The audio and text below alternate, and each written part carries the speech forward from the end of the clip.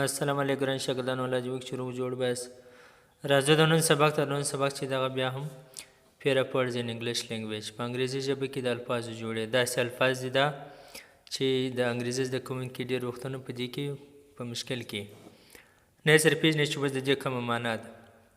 هغه په دې وجه باندې چې د دې دواړو تلفظ یو رقم دی ویل کېږي یو رقم لیکن حروف او معناوې یې بدلې دي. راځئ دا رقم څه بنیادي الفاظ زده کړو. د الفاظ جوړې چې هغه په ورځني سپیکینګ کې ډېر زیات استعمالیږي. هغه تر څنګ به یې جملې هم درته جوړې کړم. ویډیو در پیره سره وګورئ ډېر څه به زده کړئ. اول توری دی ماینر. ماینر معنا هغه څوک چې په دا غر کې دا غر کیندي شیان جنا کاږي یا سکاره یا نور شیان غر کیندونکي ورته وایي یا کانکونه په اردو کې ورته وایي. نو هی از ا ماینر دی کیندونکی دی په غر کې معنا ده د غر په غر کې د سکرو د دې د شیان دپاره د مندول دپاره کیندونکی دی. او دا بل ماینر هم هغه رقم دی معنا ویل کېږي هغه رقم لیکن بدل دی معنا بدله د حروف بدل دی.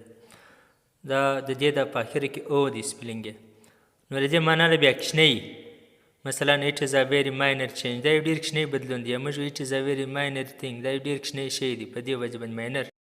او بل توری دی فیل. دا فیل معنا لوښي خاص کار لکه د سلوغه چې د اوبو چې موږ پره کاږو دا رقم لوښي ته وایي. she is carrying a pail of water هغې د اوبو یو لوښی اخیستی دی معنا په لاس کې دی وړي. او فیل دا بل فیل بیا معنا بدله ده خو ویل کېږي هغه رقم. فیل معنا ژړ مثلا his face turned pale د ده مخ چې دی هغه ژړ واوښتي. فیل معنا ژړ او بل فیل معنا سلوغه. پین معنا درد. I feel your pain زه ستا درد احساسوم معنا ما سر به خلاصېږي ته په مشکلات کې. او یو خدای د بدن درد ته وایي یو هغه سیاسي دغه چې محوره چې دغه پین دا بل پین چې دی د دې پین معنا د څښه هنداره لکه د کلکین هنداره دغه څښې ته وایي.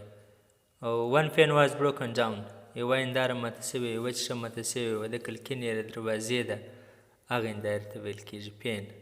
او بل پیر ورډز دی پور معنا په بدن کې د کوچني کوچني سرې دي موږ ته یې نه وینو دا خوله د راوځي په دې ته پور ویل کېږي.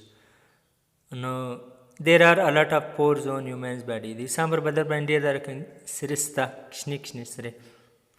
او پور دا بل پور هم هغه رقم ویل کېږي لیکن معنا یې بدله ده معنا تویول لکه پلیز پور سم شوګر ان مای ټي ما په چای کې څه بره واچوه ورتویول چای تویول.